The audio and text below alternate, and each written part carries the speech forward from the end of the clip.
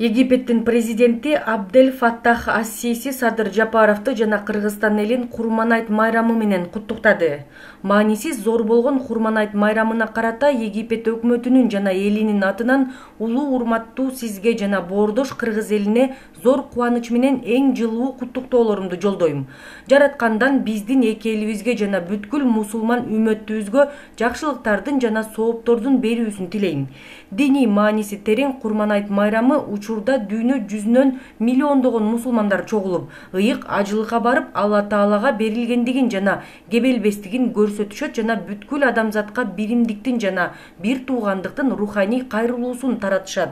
Мына ушул рух мындан ары да биздин аракеттерибиздин мусулман үммөтүнүн үмүт тилектерин ишке ашырууга багыттайт деп ишенем деп айтылат куттуктоо катында.